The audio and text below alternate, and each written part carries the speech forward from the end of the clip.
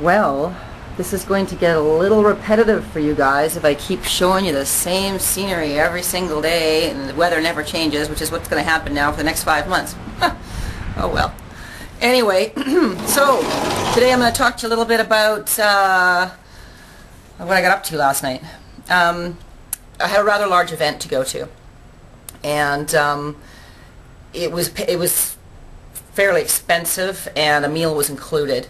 And the meal was predetermined by the event planners, so there was no option to order specific food. You had to eat what you were given. And it was held in a Chinese restaurant, and it was all Chinese food, which is fine. I love Chinese food. But every single solitary dish they served was deep fried.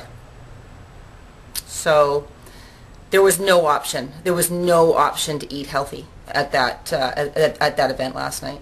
And I'll even admit that I have a slight hangover today as well, which is why my voice sounds so gravelly. A lot of time networking and sipping and eating deep fried food does not make for staying on the plan at all. So what do? You know, when there really just is no option to stay on your plan? You know, I guess I could have eaten before I went out, but given the price of the ticket, and you know, I'm damn well going to eat for that price.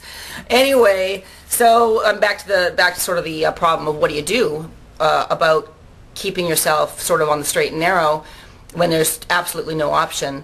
And you know you're going to have a big night out, and there's going to be lots of food, lots of bad food, and alcohol and that kind of thing. Well, I'll tell you what I'm doing today. Actually, I'll tell you what I'm not doing today. I'm not eating.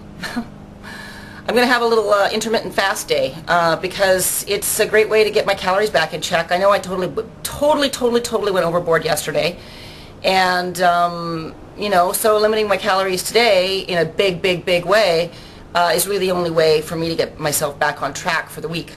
So I use this tactic a lot, and just in time for the holidays too, right? I mean, here comes American Thanksgiving, and then Christmas and New Year's and all the stuff that comes with that, all the celebrations. It's not even just on the one day. There's all the parties leading up to Christmas and all that stuff. So I'll probably be doing this quite a bit now. It's a strategy that I learned from Brad Pilon, who wrote Eat, Stop, Eat, the book about intermittent fasting and how to do it, and you know, and dispelling a bunch of myths about it, like muscle loss and all this stuff. It's not true, you know. So I just subscribe to his theories, and when I'm going to have a big day and I'm going to eat a lot, then I follow it up the next day with a fast. And it's actually, some people say, you know, it was way too hard to go hungry for the whole day.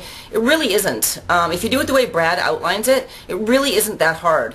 You don't actually go a full day from morning until bed and go to bed hungry the way he outlines it. It's really quite easy to do. And you know, if you keep busy and just don't sit there watching the clock wishing you could eat, it's very doable, very manageable. So it's one of the ways that I sort of manage the holidays for sure.